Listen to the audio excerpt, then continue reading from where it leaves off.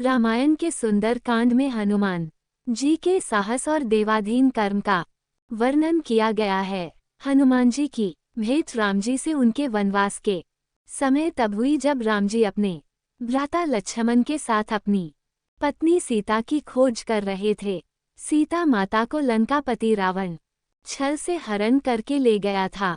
सीताजी को खोजते हुए दोनों भ्राता ऋषिमुख पर्वत के समीप पहुंच गए, जहां सुग्रीव अपने अनुयायियों के साथ अपने ज्येष्ठ भ्राता बाली से छिपकर रहते थे। वानर राज बाली ने अपने छोटे भ्राता सुग्रीव को एक गंभीर मिथ्याबोध के चलते अपने साम्राज्य से बाहर निकाल दिया था और वो किसी भी तरह से सुग्रीव के तर्क को सुनने के लिए तैयार नहीं था। साथ ही बाली ने सुग्रीव की पत्नी को भी अपने पास बलपूर्वक रखा हुआ था। राम और लक्ष्मण को आता देख सुग्रीव ने हनुमान को उनका परिचय जानने के लिए भेजा। हनुमान एक ब्राह्मण के वेश में उनके समीप गए। हनुमान के मुख से प्रथम शब्द सुनते ही श्रीराम ने लक्ष्मण से कहा कि कोई भी बिना वेद पुराण को जाने ऐसा नहीं बोल सकता जैसा इस ब्राह्मण ने बोला। राम जी को उस ब्राह्मण के मुख, नेत्र, माथा, भौं या अन्य किसी भी शारीरिक संरचना से कुछ भी मिथ्या प्रतीत नहीं हुआ। राम जी ने लक्ष्मण से कहा कि इस ब्राह्मण के मंत्रमुग्ध उच्चारण को सुनके तो शत्रु भी अस्त्र त्याग देगा। उन्होंने ब्राह्मण की ओर प्रशंसा करते हुए कहा कि वो नरेश राजा निसंकोच ही सफल होगा जिसके पास ऐसा गुप्तचर होगा। श्रीराम के मुख से इन सब बातों को सुनकर हनुमान जी ने अपना वास्तविक रूप धारण किया और श्रीराम के चरणों में नतमस्तक हो गए। श्रीराम ने उन्हें उठाकर अपने हृदय से लगा लिया। उसी दिन एक भक्त और भगवान का हनुमान और प्रभु राम के रूप में अटूट और अनश्वर मिलन हुआ।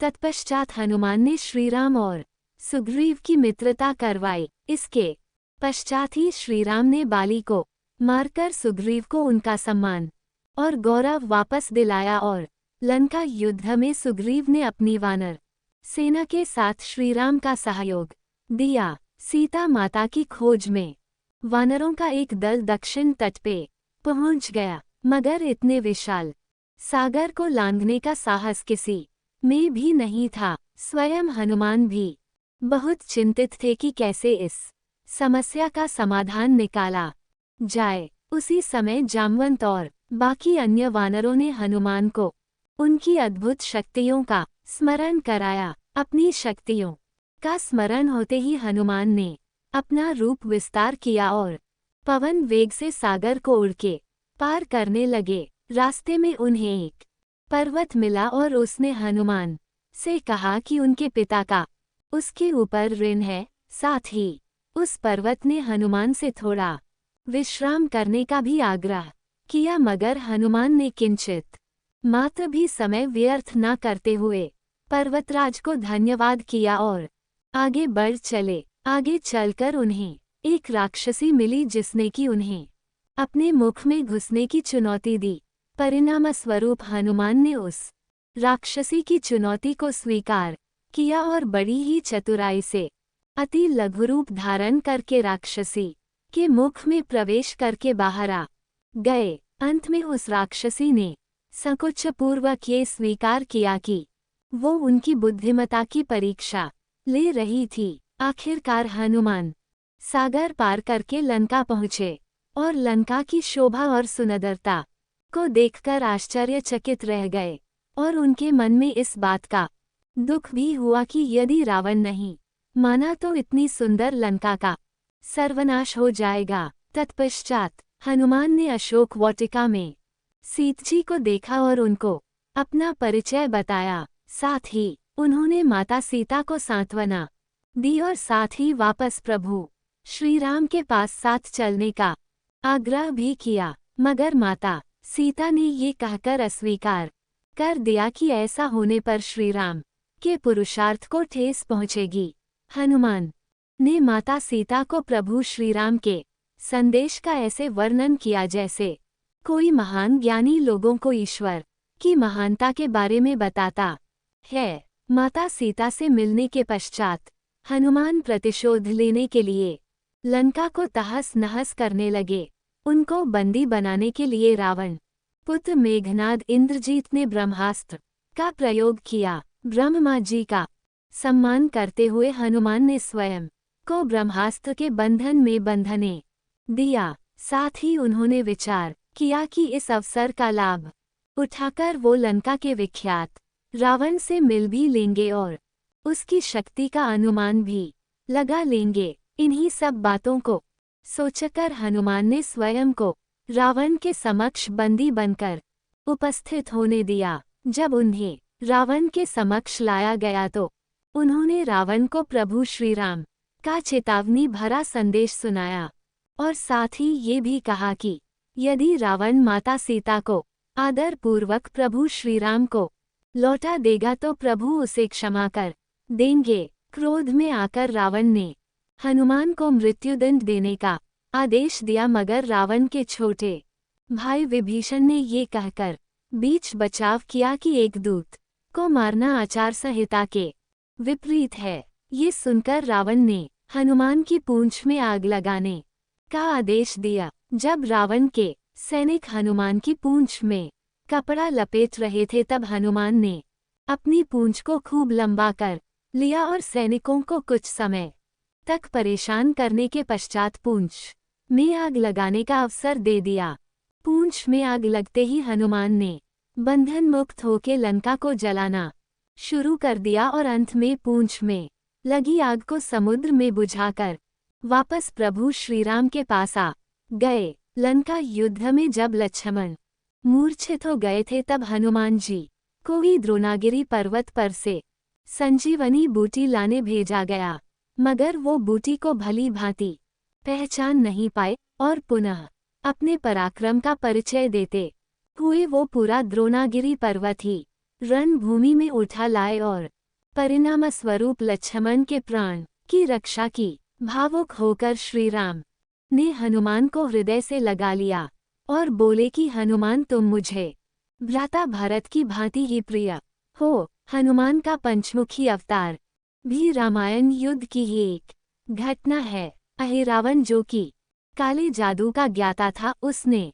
राम और लक्ष्मण का सोते समय हरण कर लिया और उन्हें विमोहित करके पाताल लोक में ले गया। उनकी खोज में हनुमान भी पाताललोक पहुंच गए। पाताल लोक के मुख्य द्वार एक युवा प्राणी मकरध्वज पहरा देता था, जिसका आधा शरीर मछली का और आधा शरीर वानर का था। मकरध्वज के जन्म की कथा भी बहुत रोचक है। यद्यपि हनुमान ब्रह्मचारी थे, मगर मकरध्वज उनका ही पुत्र था। लंका दहन के पश्चात जब हनुमान पूंछ में लगी आग को बुझाने समुद्र में गए तो उनके पसीने की बूंद समुद्र में गिर गई।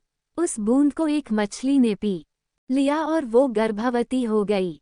इस बात का पता तब चला जब उस मछली को अहिरावण की रसोई में लाया गया। मछली के पेट में से जीवित बचे उस विचित्र प्राणी को निकाला गया। अहिरावण ने उसे पालकर बड़ा किया और उसे पातालपुरी के द्वार का रक्षक बना दिया। हनुमान इन सभी बातों से अनभिज्ञ थे। यद्यपि मकरध्वज को पता था कि हनुमान उसके पिता है, मगर वो उन्हें पहचान नहीं पाया क्योंकि उसने पहले कभी उन्हें देखा नहीं था। जब हनुमान ने अपना परिचय दिया तो वो जान गया कि ये मेरे पिता है, मगर फिर भी उसने हनुमान के साथ युद्ध करने का निश्चय किया, क्योंकि पातालपुरी के द्वार की रक्षा करना उसका प्रथम कर्तव्य था। हनुमान ने बड़ी आसानी से उसे अपने अधीन कर लिया और पातालपुरी के मुख्य द्वार पर बांध दिया। पातालपुरी में प्रवेश करने के पश्चात हनुमान ने पता लगा लिया कि अहिरावण का वध करने के लिए उन्हें 5 दीपकों को एक साथ बुझाना पड़ेगा। अतः उन्होंने पंचमुखी अवतार श्री वराह, श्री नरसिम्हा, श्री गरुण, श्री हयग्रीव और स्वयं धारण किया और एक साथ में 5 दीपकों को बुझाकर अहिरावण का अंत किया। अहिरावण का वध होने के पश्चात हनुमान ने प्रभु श्रीराम के आदेशानुसार मकरध्वज को पातालपुरी का नरेश बना दिया। युद्ध समाप्त होने के साथ ही श्री राम का 14 वर्ष का वनवास भी समाप्त हो चला था। तभी श्री राम को स्मरण हुआ कि यदि वो वनवास समाप्त होने के साथ ही अयोध्या नहीं पहुँचे तो भरत अपने प्राण त्याग देंगे। साथ ही उनको इस बात का भी आभास हुआ कि उन्हें वहां वापस जाने में अंतिम दिन से थोड़ा विलंब हो जाएगा। इस बात को सोचकर श्रीराम चिंतित थे, मगर हनुमान ने अयोध्या जाकर श्रीराम के आने की जानकारी दी और भरत के प्राण बचाकर श्रीराम को चिंता मुक्त किया। अयोध्या में राज्याभिषेक होने के बाद प्रभु श्रीराम ने उन सभी को सम्मानित करने का निर्णय लिया जिन्होंने लंका युद्ध में रावण को पराजित करने में उनकी सहायता की थी। उनकी सभा में एक भव्य समारोह का आयोजन किया गया जिसमें पूरी वानर सेना को उपहार देकर सम्मानित किया गया। हनुमान को भी उपहार लेने के लिए बुलाया गया। हनुमान मंच पर गए मगर उन्हें उपहार की कोई जिज्ञासा नहीं थी। हनुमान को ऊपर आता देखकर भावना से अभिप्लुत श्रीराम ने उन्हें गले लगा लिया और कहा कि हनुमान ने अपनी निश्चल सेवा और पराक्रम से जो योगदान दिया है उसके बदले में ऐसा कोई उपहार नहीं है जो उनको दिया जा सके। मगर अनुराग स्वरूप माता सीता ने अपना एक मोतियों का हार उन्हें भेंट किया। उपहार लेने के उपरांत हनुमान माला के एक एक मोती को तोड़कर देखने लगे। ये देखकर सभा में उपस्थित सदस्यों ने उनसे इसका कारण पूछा तो हनुमान ने कहा कि वो ये देख रहे हैं मोतियों के अंदर उनके प्रभु श्रीराम और माता सीता हैं कि नहीं, क्योंकि यदि वो इनमें नहीं है तो इस हार का उनके लिए कोई मूल्य नहीं है। ये सुनकर कुछ लोगों ने कहा कि हनुमान के मन में प्रभु श्रीराम और माता सीता के लिए उतना प्रेम नहीं है जितना कि उन्हें लगता है। इतना सुनते ही हनुमान ने अपनी छाती चीर के लोगों को दिखाई और सभी ये देखकर स्तब्ध रह गए कि वास्तव में उनके हृदय में प्रभु श्रीराम और माता सीता की छवि विद्यमान थी।